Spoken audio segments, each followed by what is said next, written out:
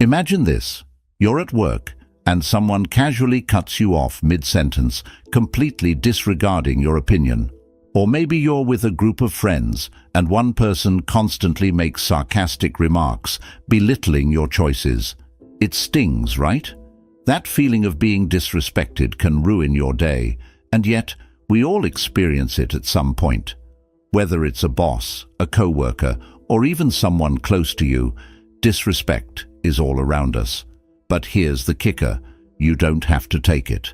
What if you could handle these situations with confidence, stay in control, and still keep your dignity intact?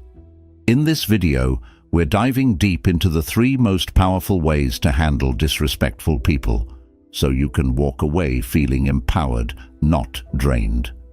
Trust me, you won't want to miss this. Step 1. Stay calm and composed. When you're dealing with someone who is being disrespectful, your immediate emotional reaction might be anger, frustration, or a sense of injustice. However, giving into those feelings only fuels the disrespect. One of the most powerful responses you can have in such situations is to remain calm, composed, and emotionally in control. Why it works? Disrespectful people often thrive on reactions. They might want to make you angry or upset to gain control of the situation. When you stay calm, you deny them that control.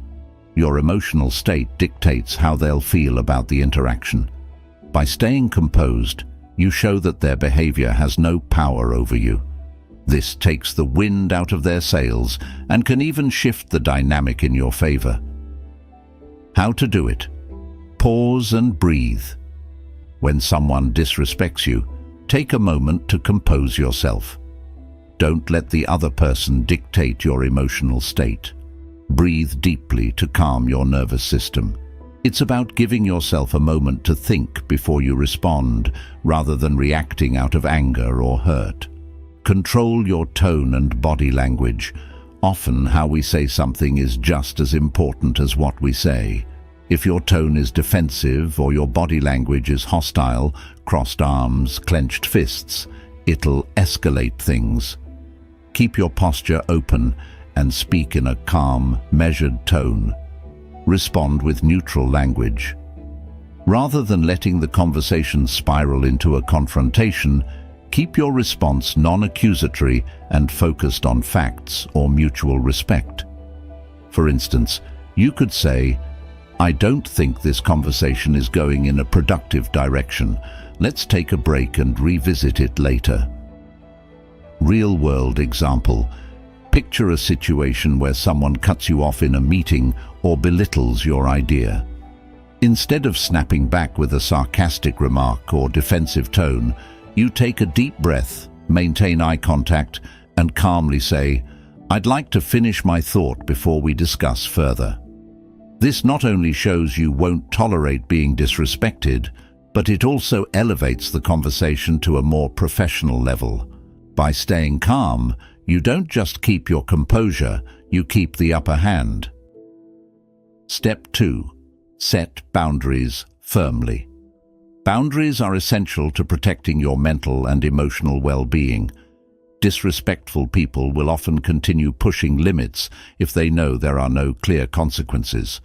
By setting boundaries, you draw a line in the sand, making it clear what kind of behavior is not acceptable from others. Why it works? Boundaries are a form of self-respect. When you clearly communicate what behavior is unacceptable, you're teaching others how to treat you. People can't respect you unless you set the standard yourself. Having clear boundaries also prevents long-term resentment or burnout, which is especially important in environments like work or social circles. How to do it? Be clear and direct. When you encounter disrespect, you need to address it quickly, clearly, and calmly. There's no need to be hostile or overly emotional. The key is to be direct. For example, if someone interrupts you, say something like, "I'd like to finish my point, and then I'll happily hear what you have to say." This is firm but non-confrontational. Use I statements. Using I statements can reduce the chance of sounding accusatory. Instead of saying, "You're always rude to me," try something like, "I feel disrespected when you talk over me." This takes the focus off the other person's behavior and centers it on your feelings, which makes it less likely for them to get defensive. Be consistent. Setting boundaries is useless if you don't enforce them. If you let someone get away with disrespect once and don't address it, they'll see it as a loophole. If they repeat the behavior, enforce your boundaries again. It may feel uncomfortable at first, but you'll build a stronger, healthier dynamic over time. Real-world example. Let's say a friend always makes fun of your choices or comments sarcastically about your career. You might say, "I don't appreciate jokes about my job. I'd like to keep our conversations positive and supportive." By being direct, you communicate your limits and teach them how to interact with you in a way that respects your boundaries.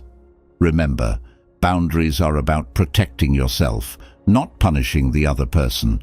They're a form of self-care and a way to create a healthier environment for all involved. Step 3. Walk away or limit contact. Sometimes, no matter how calm or firm you are, there are people who simply won't respect you. These individuals might be toxic or have deep-rooted issues that prevent them from being respectful. When this happens, the most powerful thing you can do is disengage from the situation or limit your exposure to them. Why it works. Walking away or setting limits is a sign of strength, not weakness. It signals that you refuse to be dragged into unhealthy dynamics. It also protects your emotional and mental health by preventing you from constantly being around negativity or disrespect.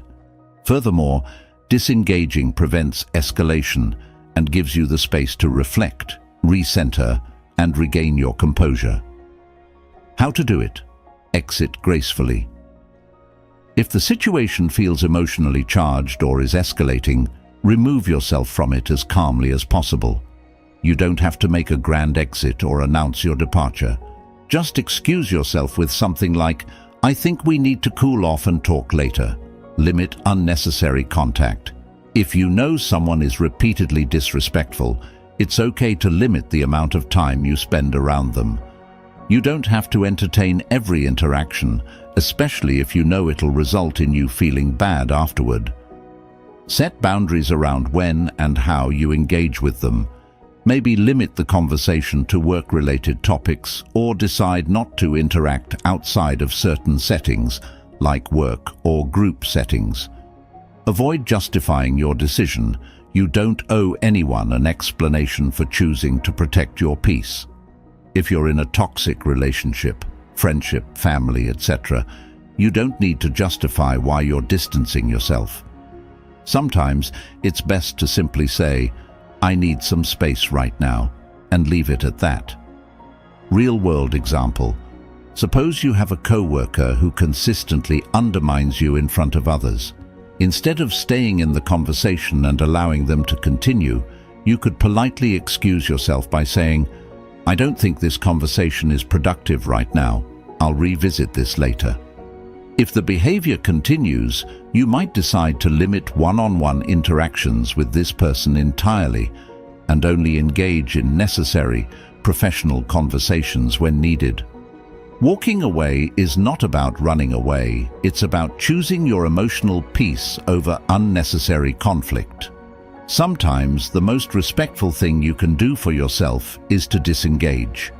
The most important takeaway is that handling disrespect isn't about winning the argument or outdoing the other person.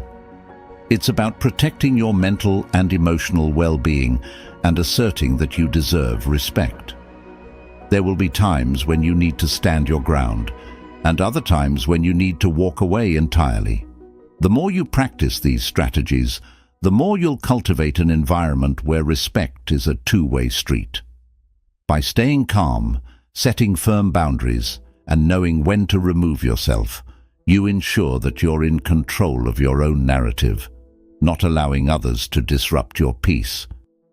All right, now that you've got the tools to handle disrespect, it's time to put them into action. I'd love to hear from you. Have you ever dealt with a disrespectful person in a way that completely surprised you? Or maybe you've got a strategy that's worked for you? Drop your thoughts in the comments below. Let's start a conversation and share some real-life experiences. And hey, if you found this video helpful, make sure to give it a thumbs up and don't forget to subscribe. There's always more where this came from. Hit the bell so you won't miss out on our next video, where we tackle even more ways to take control of your life and relationships. Thanks for watching, and I'll see you in the next one.